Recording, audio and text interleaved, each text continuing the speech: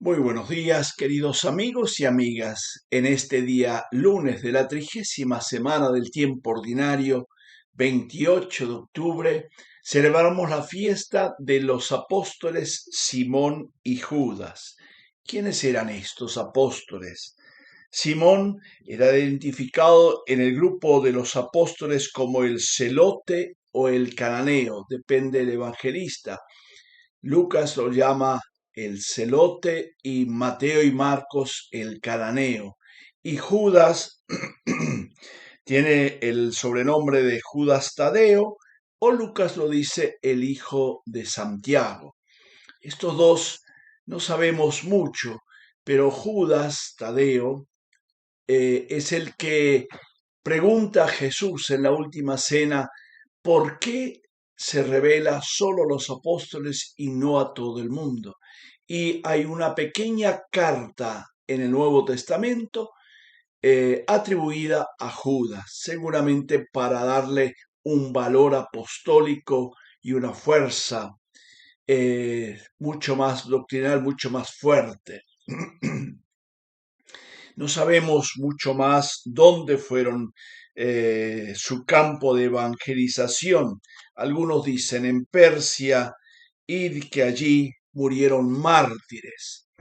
La liturgia de la palabra que nos ofrece hoy esta fiesta está tomada la primera lectura de la carta de San Pablo a los Efesios en el capítulo 2, versículos 19 al 22, el Salmo 18, y la antífona es muy linda.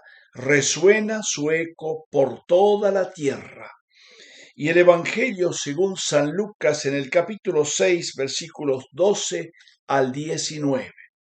Nos dice el apóstol San Pablo: Hermanos, ya no son extranjeros ni huéspedes, sino conciudadanos de los que forman el pueblo de Dios. Son familia de Dios, edificados sobre el cimiento de los apóstoles y profetas, siendo el mismo Cristo Jesús la piedra fundamental, en quien todo el edificio bien trabado va creciendo hasta formar un templo consagrado al Señor, y en quien también ustedes van formando conjuntamente parte de la construcción hasta llegar a ser, por medio del Espíritu, morada de Dios.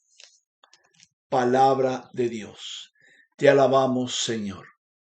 Este texto muy hermoso, justamente donde se habla de la unidad, de la cohesión, unidad en la diversidad, distintas personas, dos pueblos, pero justamente los de lejos y los de cerca, judíos y paganos, forman ahora una sola comunidad, una sola familia con los apóstoles, el pueblo, la iglesia. Y en ese sentido, justamente el fundamento tienen en los apóstoles, en los profetas. Pero la piedra angular, la piedra basal, justamente donde todo está construido, es Cristo Jesús, el Señor. Entonces, es importante que nos podamos dirigir un poco a Cristo. ¿Cuáles son las actitudes para formar esta comunidad apostólica que a quien Él encarga toda la tarea? Dice el Evangelio de hoy, dice, Jesús se retiró a una montaña alta para orar.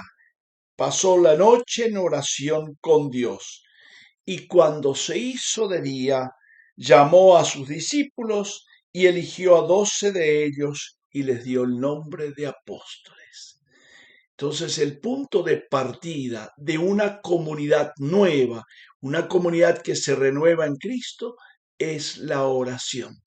Es justamente este aspecto el que en la iglesia no podemos olvidar. Si queremos caminar hacia adelante, si queremos construir una comunidad nueva, la oración es el punto central.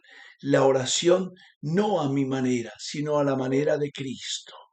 Que Él sea el centro, que su espíritu ilumine nuestro caminar, para que podamos mirar hacia adelante. Y en ese sentido, justamente, es a donde mira toda la palabra de Dios y a donde mira el apóstol San Pablo cuando él justamente al presentarnos este misterio de Cristo que ha unido a toda la comunidad en un solo pueblo, en una sola comunidad, y donde los apóstoles son los garantes de esta unidad, de esta doctrina, de este gran misterio salvador de Dios. Justamente es allí también la fuerza de la oración. Recordemos cómo Pablo dice ante el misterio de la unidad que Dios el Padre dio a toda la comunidad eclesial nueva. Él dice, doblo mis rodillas ante Él. O sea, la oración es aquello que une.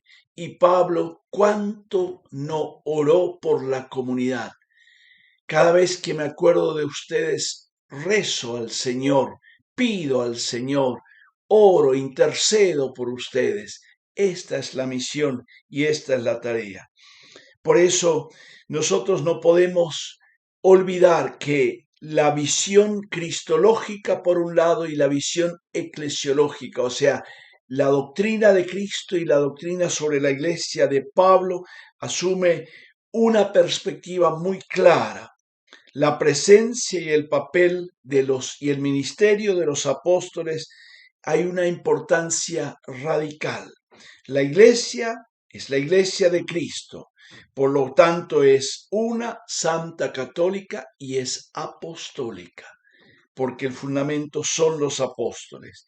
En ella los apóstoles, por voluntad de Dios y por una opción histórica de Jesús, constituyen el fundamento de la comunidad.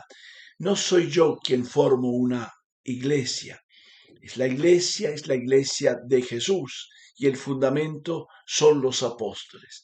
Pidamos hoy justamente a estos santos apóstoles para tener una perspectiva misionera nueva, única, clara, pidiéndole a Dios la gracia de seguir siempre adelante en la cohesión, en la unión, en la unidad. Que el Señor nos acompañe y nos bendiga hoy y siempre. Amén.